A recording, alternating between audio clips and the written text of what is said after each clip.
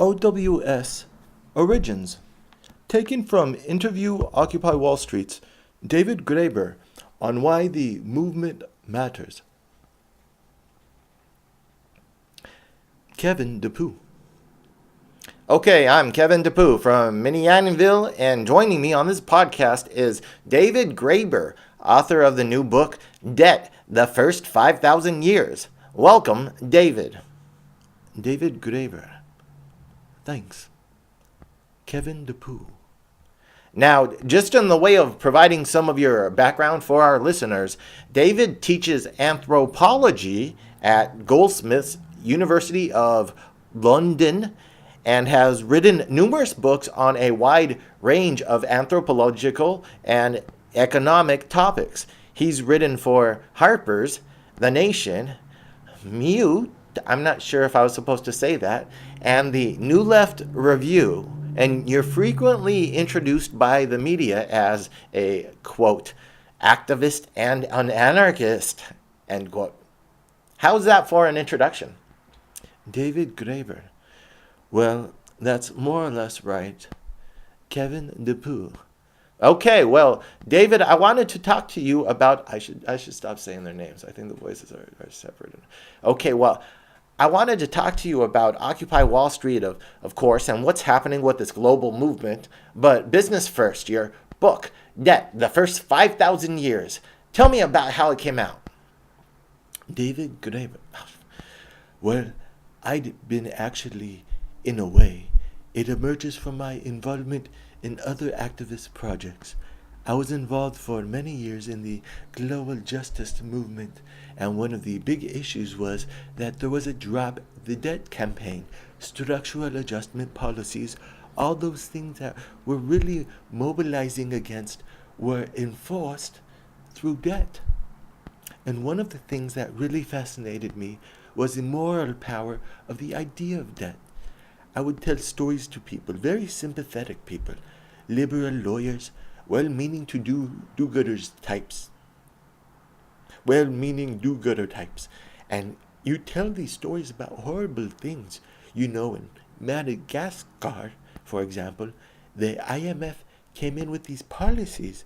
You have to cut the budgets because, God knows, we can't reduce the interest payments you owe to Citibank. They owe all this money, and they had to do things like get rid of mosquito eradication programs. As a result, that malaria returned to parts of the country where it had been wiped out for 100 years, and tens of thousands of people died. Those people died. Tens of thousands of them died. And you had dead babies.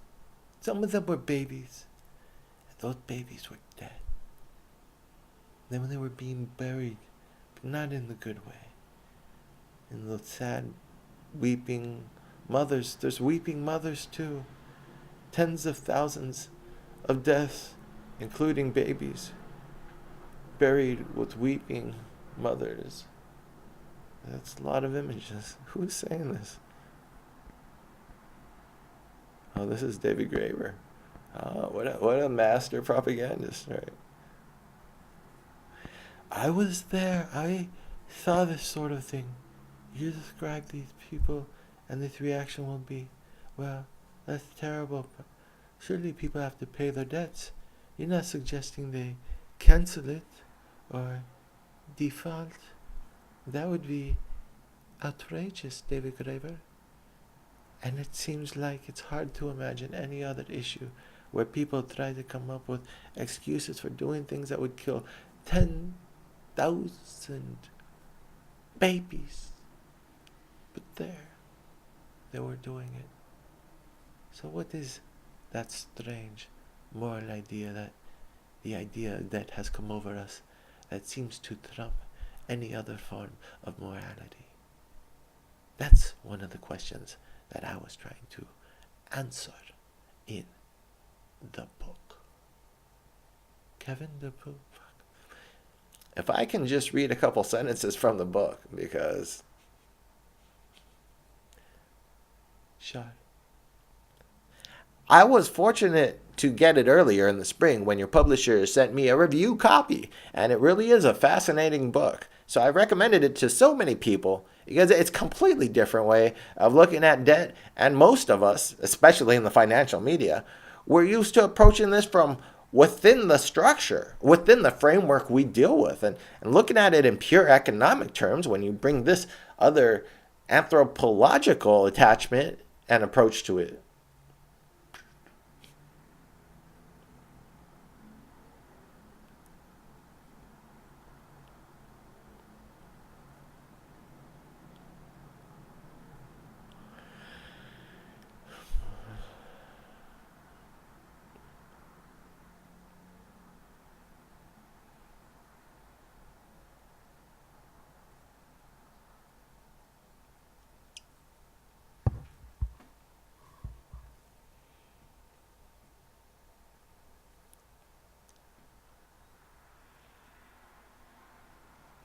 this is a very interesting sentence, and it really is a fascinating book.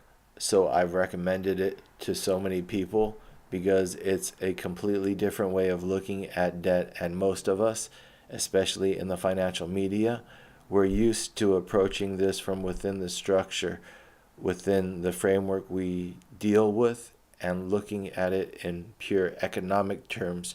When you bring this other anthropological attachment and approach to it, there's so, I don't even know sentence structure, and I'm just like fascinated by this. And it really is a fascinating book. That's just, you're not even getting to the and just shows you that, and by the way, and then now you're going to get hit with that. So that's their by the way. And it really is, and their by the way has a subclause. So I've recommended it to so many people because, and now we're on to the main, this is like the opening of the sentence. It's a completely different way of looking, because it's like, those are and, so, because, no, actually the because we're still on clauses before. So I've recommended it to so many people because it's a completely, this is modifying the idea of, I'm following the ideas and I'm getting, it's interesting. I was fortunate to get it earlier this spring. I was, when your publisher sent me a review copy, which made me fortunate. So, and now I'm telling you why. So it's like, your review copy made me fortunate. Like that right there is a compliment, like a subtle fucking compliment. That's interesting.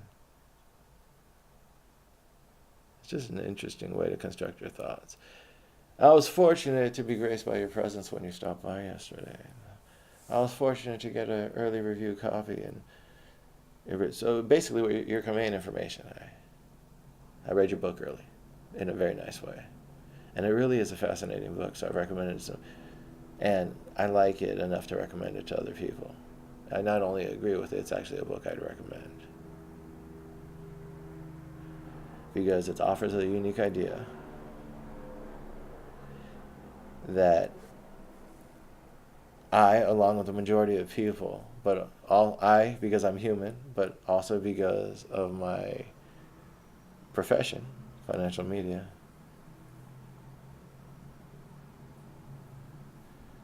I'm used to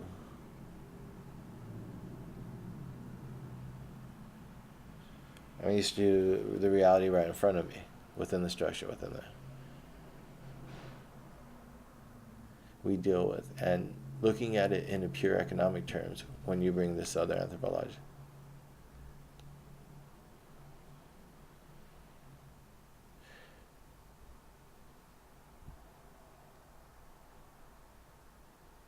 So they're saying within the framework they deal with, so their structure, their framework, I'm looking at in pure economic terms. So they're saying that's pure economic terms, their framework? Because if they're claiming the pure economic terms, and then so that's where I was kind of caught up on the logic too. When you bring this other anthropological, then now they're separating economics from anthropology, attachment and approach to it. But if you believe that economics is the natural expression of human behavior set to resources and markets for those resources, facilitation of the transfer of goods and services, making up the monetary policy in an economic in an economic idea theory and in all of economics. You can break it all down to some key ingredients, right? The monetary supply is the facilitation of the transfer between goods and services. And all you need to do is to define facilitating, transferring goods and services. Facilitating, transferring goods. You only have 4 more words to define and you're done. So we have financial. That's money. So facilitation. Facilitating would be brokering. The transferring would be trading the goods and services. So this would be the capital, and then which becomes the products and the labor, and then the services is the services. Yeah. Oh. Anyways, those are ideas for economics. That would be a good way to break it down. Now, Shaz being Shaz, I would have to think of a badass acronym to cover all of those. Facilitating, transfer, goods, and services. And then I need money. 5. Oh, check that out. And then you can have a star. Oh, wonder STAR is only 4 letters. That's sad. Star should have 5 letters in its name. Stars does. That is a unsung tragedy.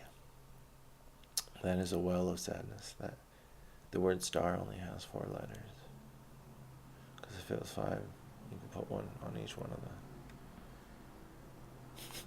I was fortunate to get it earlier this week. I think I've analyzed this a little bit too closely, but I think I finally teased out his meaning. He's fortunate when the publisher sent him a review copy. So it says, I read this earlier. It's interesting enough for me to recommend because it's very new. Because it's something. What does that mean? Because it's a completely different way of looking at debt. Because it's something. And me and my boys, we're used to living in reality and looking at the field of economics in economic terms. But that's something that I said that your thing is. That you brought, when you bring this something, you bring it. You bring that when you bring this other an approach to it. He didn't give you any compliments the whole. That was really interesting. That was if you really read into the subconscious of this thing right here, like it was the superfluous greeting to try to build you up. He might not even be conscious he's doing it, and it's really fascinating. It's interesting enough to recommend because it's something that you brought that's not what me or my boys, but he doesn't just say what we normally think or he says be good, used to approaching this from within the structure. And most of us were used to approaching this. What is this? I love terms like this too. We're talking about debt. You're used to approaching debt from within the structure, within the framework we deal with. That's the fucking light. That's the most he's going to attach himself to the people who collect debt, to the this is the bread and butter. This is debt. It's a debt-based economy. And then they say purely economic terms. Debt is an economic concept. And then he says, most of us, it seems like, first of all, he talked fucking about himself most of the fucking paragraph. That's why, like, egoism, or like, it's probably what, if someone knew I was doing these videos, would probably get turned off by, like, the sheer ego of it. It's like, spending so much effort on yourself is kind of like, huge red flag.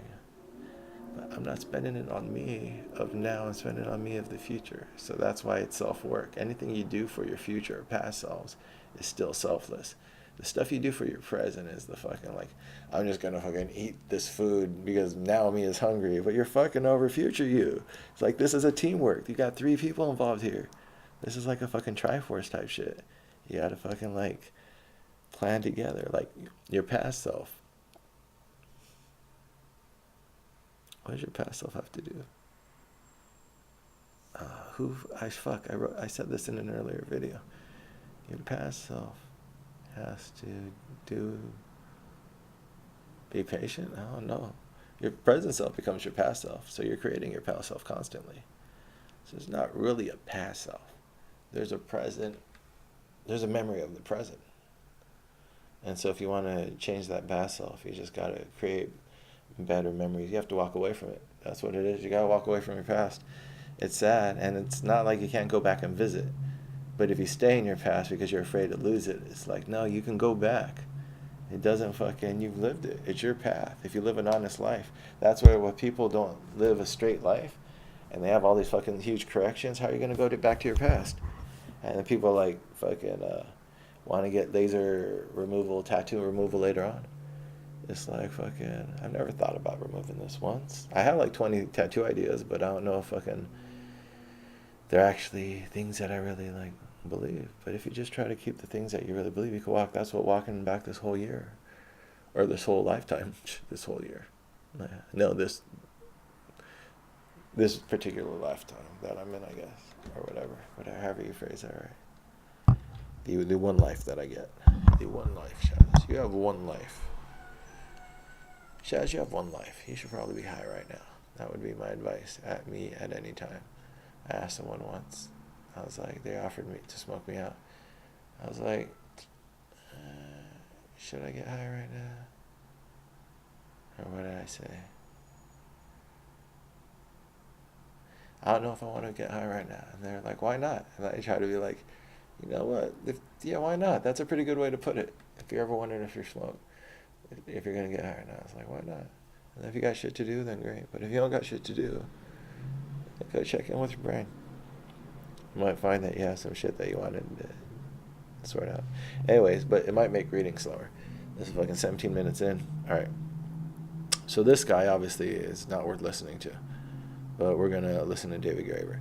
It's really an interesting question, and the best answer I could come up with after surveying 5,000 years of religious texts, moral texts, economic texts, political texts, pretty much everything there was to bring to bear on the subject, was that it had a lot to do with war and violence. The very origins of money have certainly coins, have much more to do with war mobilization, states conquering places, than they do with actual trade, which tended to be conducted as credit arrangements, but were inherently more flexible than the ones we have today. That sort of inviolability comes from making the process of shaking people down than from the process of actually people making deals and arrangements with one another. And there's a stream, so that very morality of debt, and there's a stream so that very morality of debt has a lot to do with it. And there's a stream, so that very morality of debt has a lot to do with it. For example, in almost all the great world religions, they talk about debt as if paying your debts is morality. In fact, even the word debt, sin, and guilt are often the same. That's true in Sanskrit, that's true in Aramaic. The Lord's Prayer doesn't actually say, forgive us our trespasses. It says, forgive us our debts, just as we forgive our debtors. Of course, the trick is you don't actually forgive your debtors, do you? So you start with that language. But then they always try to undercut it. Then they say well, it's not really, you don't really owe a debt to the cosmos because you are the cosmos. And once you're understood in your oneness, it's not a debt. In the Bible, they say forgiveness of debt is what's really sacred and not the imposement of debt. So they always, anyways, he's talking about debt in the Bible and shit, and it's interesting. But I would love to. I bought this book and I got into it. I didn't finish it though. But I started reading it. It was good. I'm a little. Just read whenever you want to read something like this, especially if it's a controversial author or someone who hasn't quite gained your trust. Read a couple of reviews and then usually you can figure shit out. You just need multiple sources and some sources are more biased than others, but sometimes read in between the lines. Talk a little bit about this. Why is it so one-sided that they're very directed towards a consumer debt versus the banks? I mean, General Motors filing, blah, blah, blah. It's very interesting, isn't it? And it's what seems to happen is this question of who the money is owed to. I came up with this ironic phrase, the communism of the rich. The way that people in positions of power at the top of the pyramid will help each other out in ways that they just won't do for others. And it's really true of lending money to or debt. When you have debt between equals, people who see each other as peers, it's often treated as, well, of course it's negotiable. You have a different situation. Everything is as promise. Everything is any promise. Wait, it's just a promise. Sovereign debt, for example, can be arranged. What's that? Sovereign debt, for example. Oh, they interrupted each other. Fuck. That's just good. Some good. I didn't write this out though. Someone else did. Yeah, exactly. People, you can make a big deal. You can make a deal. If AIG is in trouble, we'll work something out. Why did I fucking do that? If AIG is in trouble, we'll work something out. If several $1 trillion of debt have to be made to disappear through various smokes and mirrors, we'll do that. The same way, poor people will help each other. You know, half the loans you make to your cousin or your brother are really just gifts that you don't want to admit are gifts. So people make arrangements like that all the time between equals. When you have some type of social gap, particularly between the rich and the poor, suddenly it's treated as something completely different. And that's what we're seeing now, the difference in mortgages and the people holding the mortgages. They've got all sorts of little arrangements to get rid of their debts. But then the idea that the mortgage holders themselves will walk away from underwater mortgages is considered sinful sometimes. Okay, so that takes us to the Occupy Wall Street, and this movement began on September 17th here in New York City and has now, I believe, spread to nearly 1,000 cities globally. I can't even keep track. I heard 1,300 at one point. So what's your involvement with Occupy Wall Street? Well, I was by pure coincidence, really. I was there at the start. I had heard there was a meeting, a General Assembly to organize it on August 2nd. I happened to be in town because I have the year off from school. I'm on a sabbatical this year, and I'm from New York.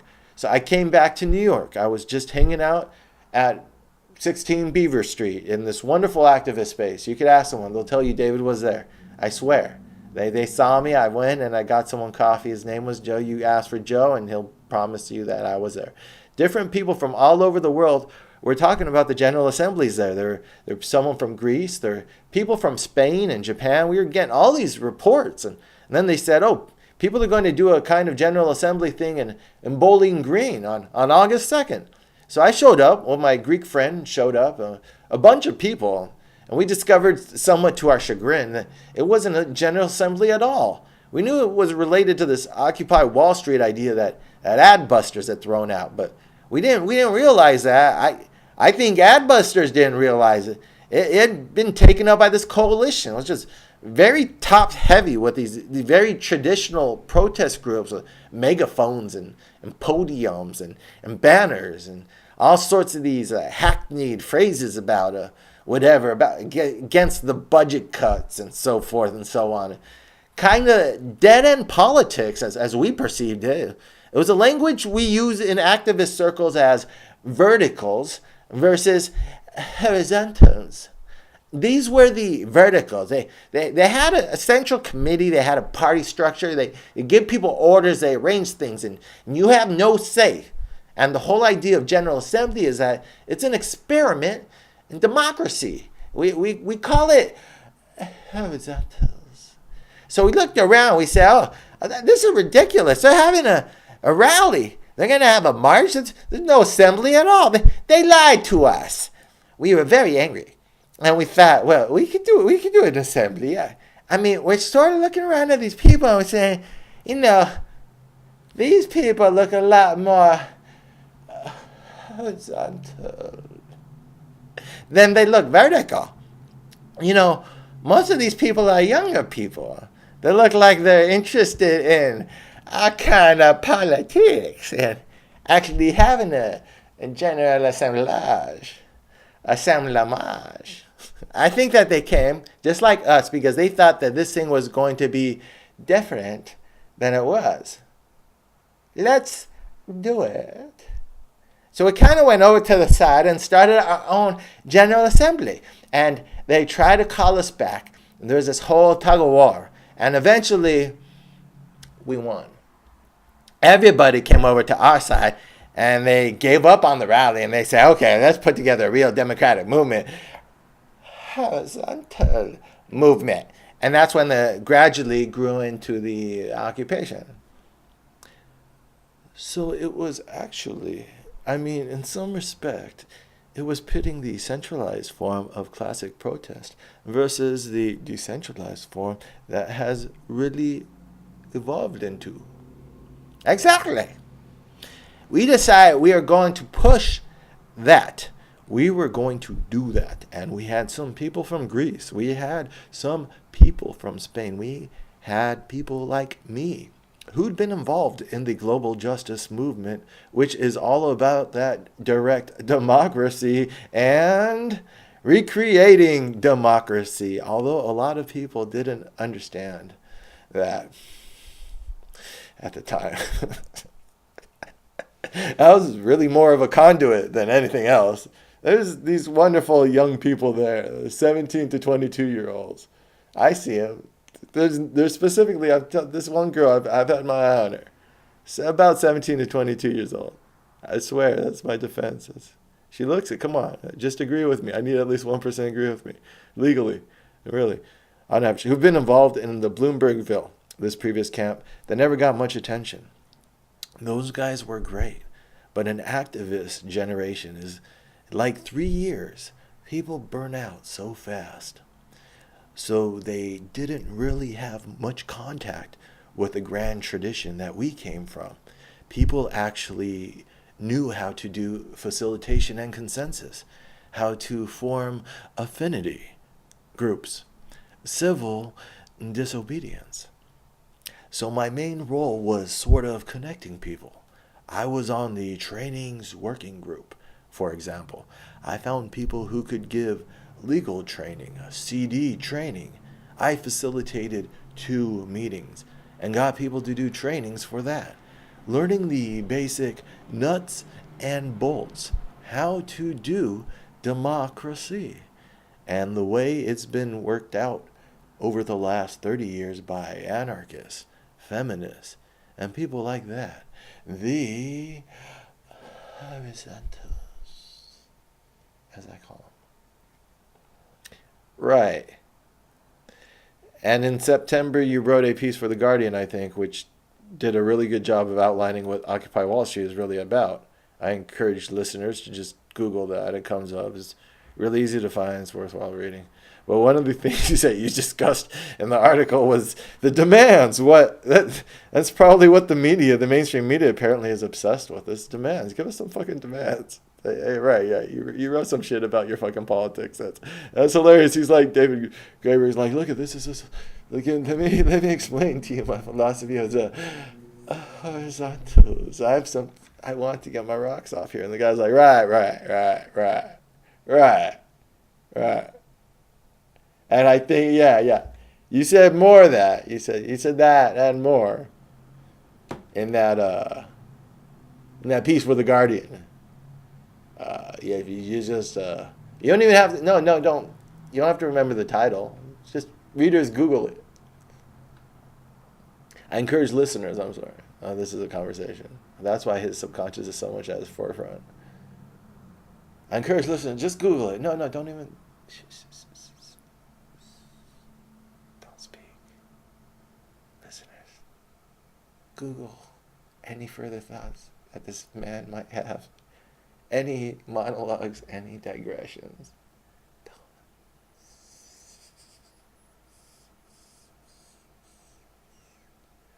Listeners, Google this man.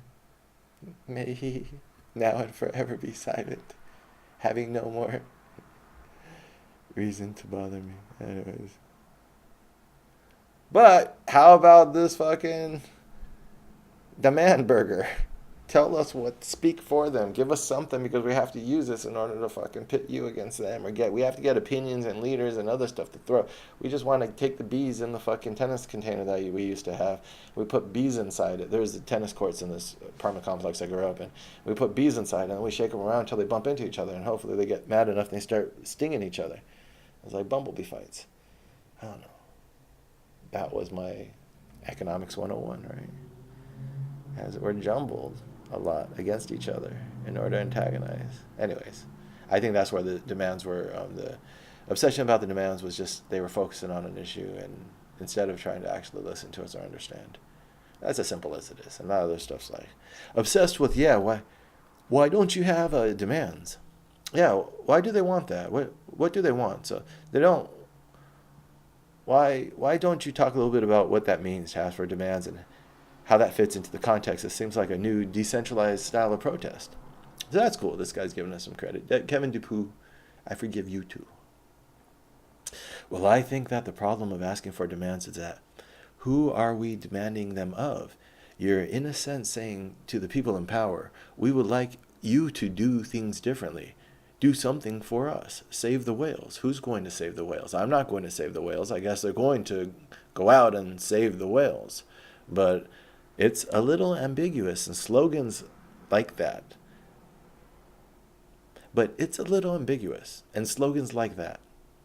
But ultimately, the idea of protest is you're saying, you people in power are doing this wrong, and we want you to do something.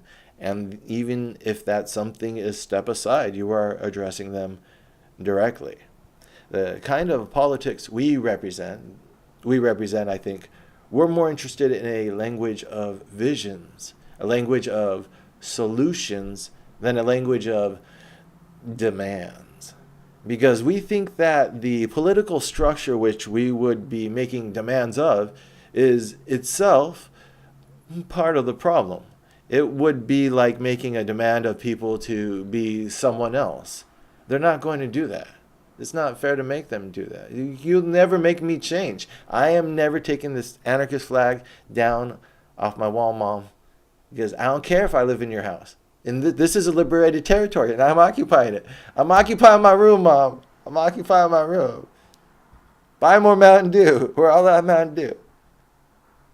Okay. Human right violation to not buy me Mountain Dew. So rather than recognizing the existing structures, we're saying that this isn't a democratic system at all. It's completely owned by big money.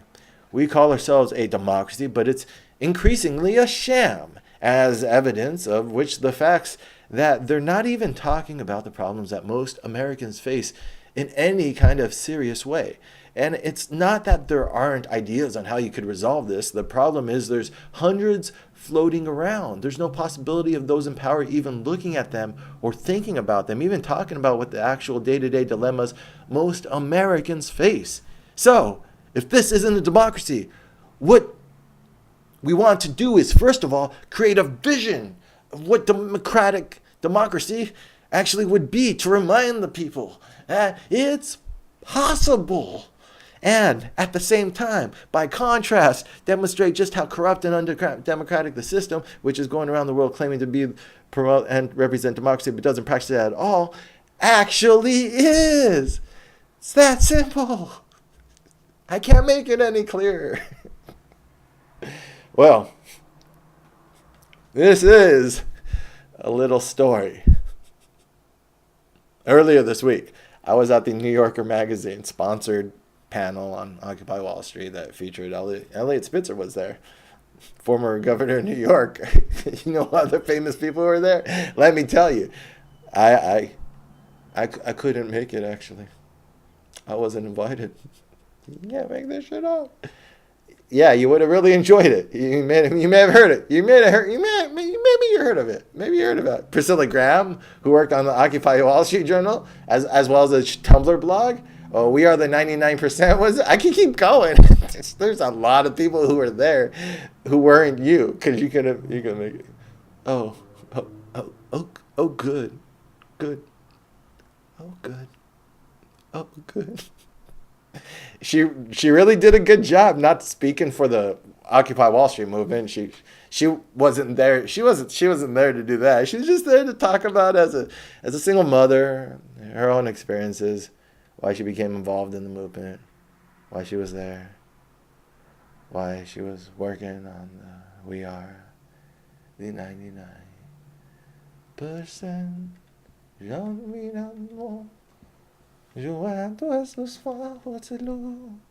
Yeah, she's great. I'm sure she did a better job than I would have.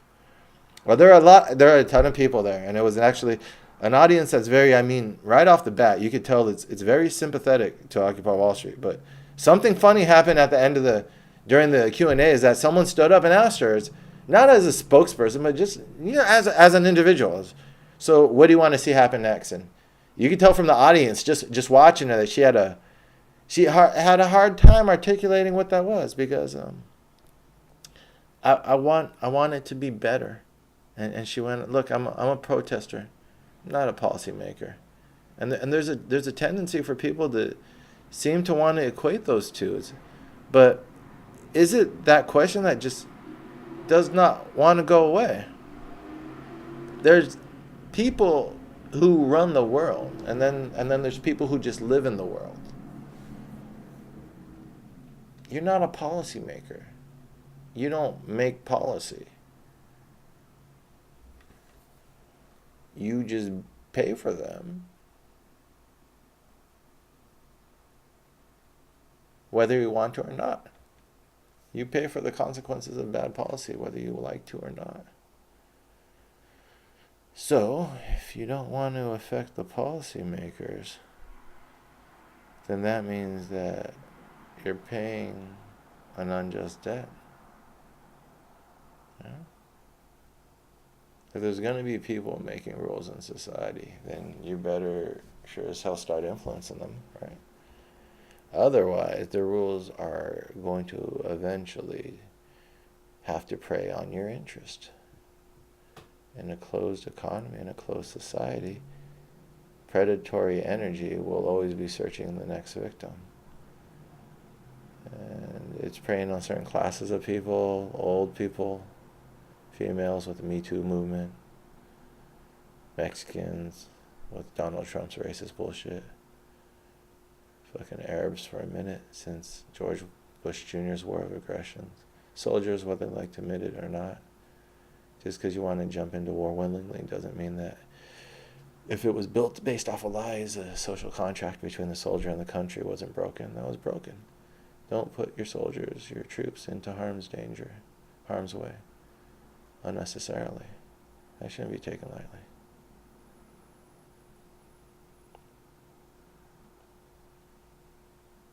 So what do you want to see happen next? And you can tell, yeah, she just won't go away. That you guys deserve to be governed. You can't govern yourselves. That's what he just said. She's a protester, not a policymaker. She just disenfranchised herself. I'm just a woman. That's all. I don't think. I'm just a woman. I don't get paid to think. I'm a protester. I only know I want it to be better. I'm a protester. I only have the negative, not the positive. That's why they invited a person like that to those parties, right? Well, I think the part of the problem is that because the way that these things have a tendency to work, here I'm not putting on my activist hat, but more of a historian, a sociologist, an anthropologist, if you will.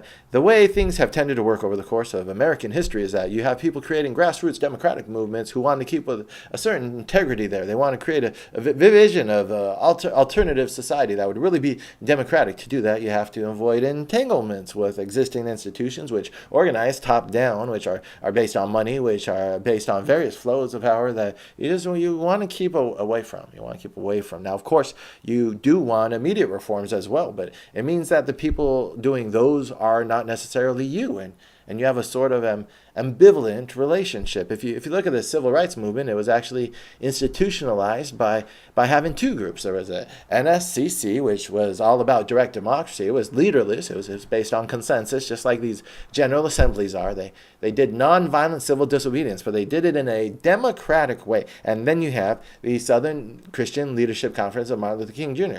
And they were verticals, and they were much more willing to address specific policy issues. They institutionalized it, and they had a good working relationship. So that's really interesting. See, being silly allows you to read it a lot closer. That's more fun too. It was really fun. It's interesting. So it's like what he's recommending. That's what, like, wisdom holds the test of time. So I was like, at first I was like, David Graeber's like a piece of, like, I thought it was an opportunist dude who went down there and was like, oh, I want to stick fucking my fingers in the Occupy movement. And a lot of our early fucking chants and dogma, you can just tell his fingerprints and his ideology on it. We were in the 99%. I'm pretty sure he came up with that and other stuff. It's funny how a culture just is seeded. But that's what I got to see. And then I look back and I'm like, I don't think it was malicious. He's making his money like anyone trying to make their money in this world. But I like the book. I mean, I feel like I could tell there's bias where it's there. Like he might have like a certain opinion or preference on how things should be, but it's clear enough. And that's why scholarship, if you do good enough scholarship, I think then like you obviously have an opinion which could come out in the work, but the work also stands up on its own. Like he's introducing a lot of cool facts and studies, and those are cool really just in and of themselves, even if you don't take his framework upon which he's putting everything, which you shouldn't, because everyone should be self-correcting and correcting each other too. It's weird when you line right up with someone, or it's interesting. It's something to be explored, I guess. But yeah, so at the very end, he fucking said that how like the two civil rights movement, but I don't know if the civil rights movement should be institutionalized. Like I can't tell if this guy's more idealistic than me or me more idealistic than him sometimes. But that's really cool on how it started. Occupy Wall Street. That was a journey into Shaz, the man of 3.5 voices. Wait, what is it? The man of, who was the guy with all the voices? 3.5. Shaz can do 3.5 accents. And most of them fall in between 1 and 2. Alright, let's see. This is the third one today? It better not be. This is the second one. This is the second one. On the way down from this high, I have achieved that temporal state in which time does not matter. It's been 10 minutes. Alright. Interview, Occupy Farms, Kickstarter, Origins, OWF staff. Oh, this is a good one. We have time for this one. OWS staff. Taken from Meet the Staff of Occupy Wall Street's downtown office, Manhattan. CNN had an interesting look last week at the Occupy Wall Street offices in downtown Manhattan. The fact that they have offices seems noteworthy in itself, given that occupiers frequently bill their protests as leaderless and completely decentralized. These fucking douches over here. We decided to look into some of the names that popped up among the group's staff there. 2 of the staffers in particular offer a glimpse into the backgrounds and motives of the people running the supposedly leaderless protest. Han Shan, a former program director for a group called the Ruckus Society, was identified by CNN as a member of Occupy Wall Street's press relations and direct action working groups. The Ruckus Society has reportedly been handing out literature to OWS protesters, including items entitled Anonymous Riot Guide and Blockading for Beginners. Ruckus executive director has advocated using vandalism strategically. Shan, through Ruckus, was very involved in the mass riotings that took place outside of the 1999 World Trade Organization Summit in Seattle, which reportedly lost local businesses about $20 million in damages and lost sales. Haywood Carey is identified in the CNN piece as a OWS activist. He appears to be the same William Haywood Carey that starred in a documentary about the protest titled While We Watch, #. A Willie Carey was also among OWS staff, alerted to CNN's upcoming presence at the office. Carey was a paid employee of the Change to Win Labor Federation from 2008 to 2009. In that role, by his own account, he worked with labor unions to partner with other like-minded groups to help build an effective and sustainable progressive infrastructure in North Carolina. Doesn't that sound spooky? By his own accounts, he said himself he was going to partner with other like-minded groups. He was going to help build things, and they're not just normal things. They're going to be sustainable and progressive. And they might have had something to do with infrastructure. Wow. A number of other people were alerted to CNN's upcoming presence at the protesters' offices. Heritage has learned some of those names stuck out as well. Well, he doesn't appear to have Sean's lengthy resume as an agitator. This is me. Shaz Barrick certainly talks the talk. Barrick, who says his legal name is David McNerney, is the author of the book The Complete American's Guide to Revolution. The book encourages readers to, quote-unquote, dismantle the American empire, which he dubs the most efficient killing machine in the history of civilization. Barrick's book also sings the praises of communist leader Che Guevara, whom the author quotes as saying, the true revolutionary is guided by a great feeling of love. Never mind that Guevara, who explained that his nostrils dilate while savoring the acrid odor of gunpowder and blood, is believed to have ordered the execution of several thousand Cubans, and even executed a dozen or so himself, the animal. Less radical, but if far more active in the mainstream political channels, is Beth Bogart, who reportedly handles press relations for OWS. Bogart's bio lists her as the former co-owner of Fenton Communications, a liberal PR shop with offices in Washington, New York, San Francisco, and Los Angeles. Fenton's clients list a who's who of liberal groups, including MoveOn.org, Healthcare for America Now, and the Center for the Reproductive Rights. The fact that OWS protesters have established something of a headquarters separate from the actual protest site suggests their protesting's notwithstanding that there is some hierarchy within the group. These names should give folks a taste of who is pulling the strings. Wow, I wonder what this did. What was this supposed to do? Make people scared of me? Make so people wouldn't organize with me? I had to Google this. I think, reading it now, this was supposed to make me reach out to Carrie and this other fucking bitch. They were both people I didn't trust. Just you get a bad vibe. You meet enough people in your life like, oh no, that's that type of person. Like that dude on the beach sits next to me. He's like, yo, you want work? I'm like, I don't want this conversation, man. He's like, what? I was like, I know you. No, you don't. Yeah, I don't know you, but I know you. I know you too. And Moonlight. Moonlight. Man, black boy love blue. How she said that's such a good movie. Moonlight is a very good movie. That why they call you blue? No. That's not the fucking story why I call blue. I ain't no fucking child. Carrie was a paid employee of the Change to Win Labor Federation. So, both of these people worked in mainstream politics. Carrie in labor. And then fucking Chan was at the WTO, and he was in the fucking... Look at that. Look at the fucking Motley Crue. That's like a little fucking superhero team right here. That's a fucking comic book. I should get fucking Haywood Carey, or Carey Haywood. The fucking two last name motherfucker. That's why I can't be your fucking friend. How the fuck am I gonna fucking remember which fucking name to say first? The fucking two last name motherfucker. Haywood Carey. What the fuck is that? Carey should be the first name. I think I've known a Carey before. I never known no Haywood. You can't even cut it in half.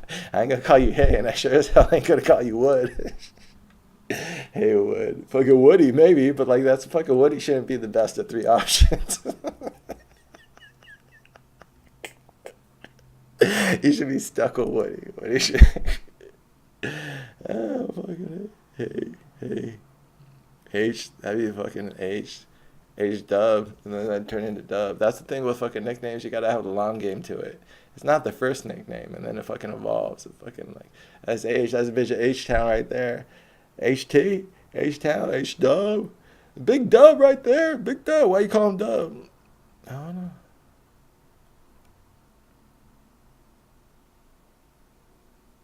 Haywood Carey is identified in the CNN pieces. Yeah, so he was in the documentary. Check that out. We got one dude in the documentary.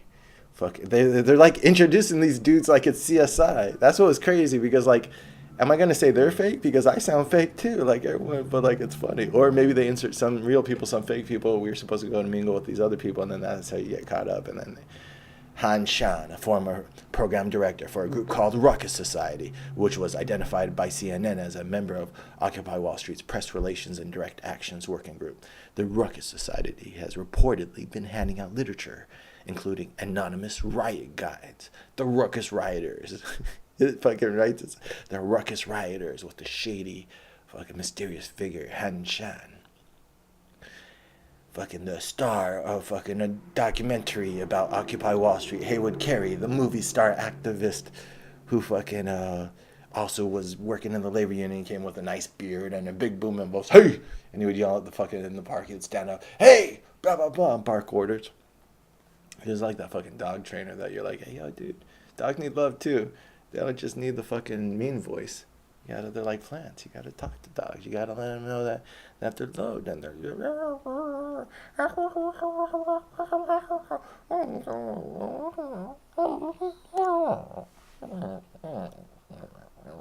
dog upset at you and fucking hurt your feelings. I never had a dog for a long time. I only just borrow dogs, check in, check out. But I got some favorite. I got some dog friends through my life. A couple dogs earn my respect. That's what my sister. I was thinking about my sister's dog today. She don't like me talking about him. Maybe he don't like me talking about her. Something. Fuck it. This dog. I had the dog that trained that dog. My friend left his dog with me, so for a couple months I had his dog. So I didn't have to fucking. I saw him come up as a puppy, but I didn't have to do all the puppy shit. And so we were just homies. And what I respect about him is when my friend would go off because he's alcoholic, so he's going to go off to. That shit's like a job. You gotta check in. If you're an alcoholic, you gotta just sometimes say, I'm gonna go be an alcoholic. It's like, oh, no problem, man. I'll keep an eye on the dog. No, I got you. You got shit. How are you gonna? You're this close to retire, man. There's no reason to quit now. Just stick in there. Yeah, fucking. Sometimes it's fucking drains you being an alcoholic, but what the fuck? Some people don't know. They'll go their whole life not knowing what they want to be. You got a fucking calling. You got a dream and an ambition. You're making the most out of your one life. You're an inspiration to other people. You know how many decisions I alter because I know you. It's amazing. You did not lead a life in vain. Know that. You affected at least one person. For the better. Definitely for the better. I forgot what we were talking about. So we got the fucking shady martial arts master Han Shan and his ninja stars of fucking riot persuasion, fucking just seeding the population with shurikens of what the fuck am I talking about? And then we got the Swab Debonair, Haywood Carey, kind of with the fucking two last names, fucking coming up with his fucking documentary skills and his fucking labor connections. Is you got fucking lumber. He would wear flannel, yeah.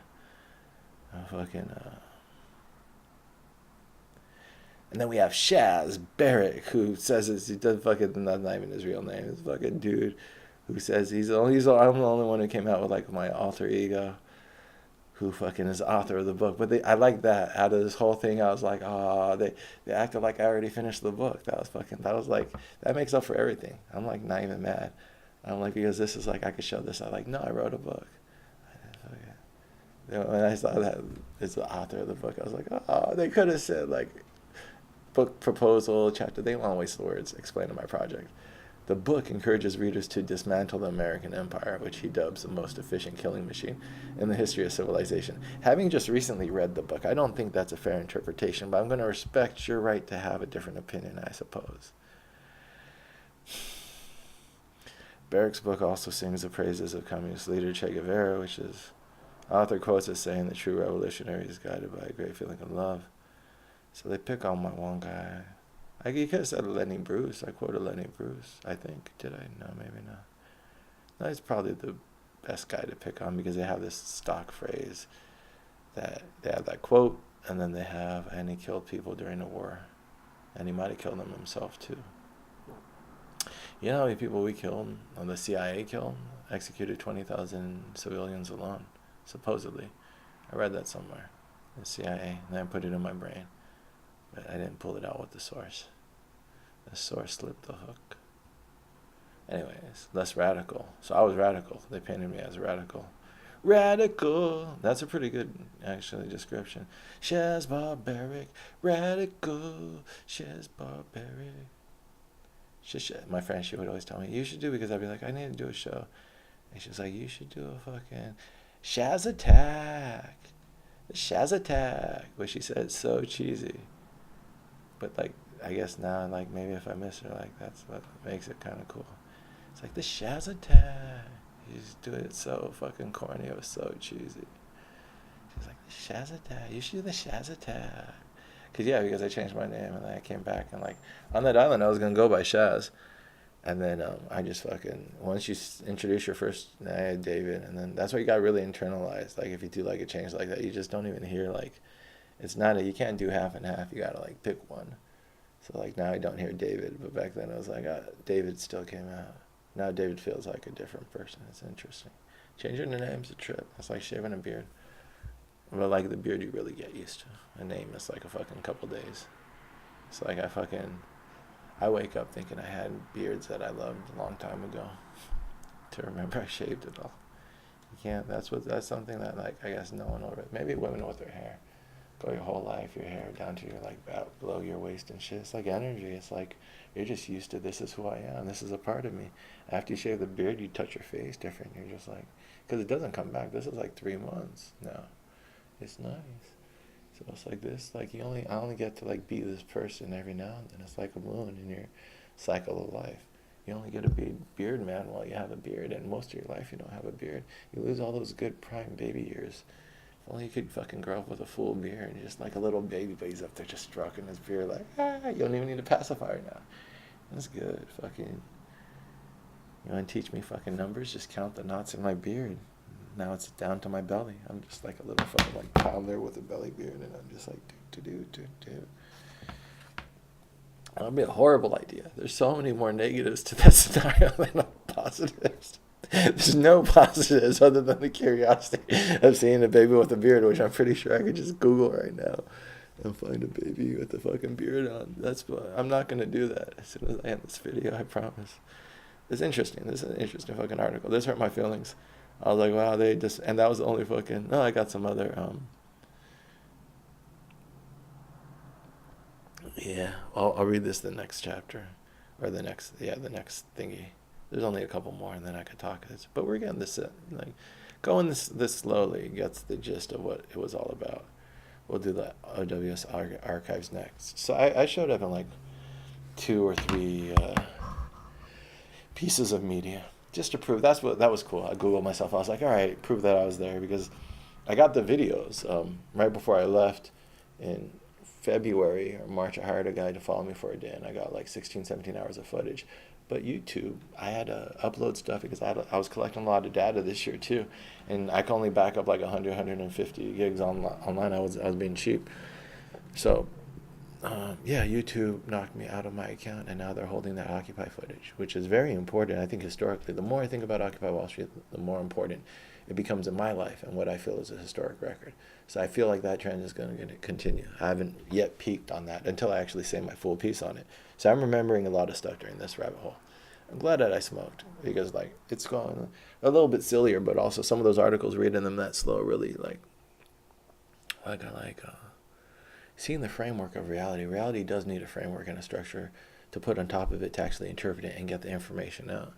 So that's what I'm providing, first for myself, and then hopefully for other people, is ways of looking at things to make more sense than the dominant way of looking at things. Alternative perspectives, if you will. What I'm doing is I'm getting really close, and I'm looking at the time, and I have 1 minute left. So the secret to these videos is you don't want to have it too forced of an ending, but also you want to actually end on, like, a point. So we've been talking a lot about Occupy Wall Street and about that's only 15 seconds. Fuck, I don't have that many words. I can speak slower. So, why should people care about Occupy Wall Street? Because it was the people fighting back. And how many times does that happen? How many times do the people actually get out in the street and physically fight back with their bodies? We put our bodies on the line in a public place. And then other people started fighting us, and we started having a conversation, which was cut off real quick, because that conversation was a very dangerous conversation to have.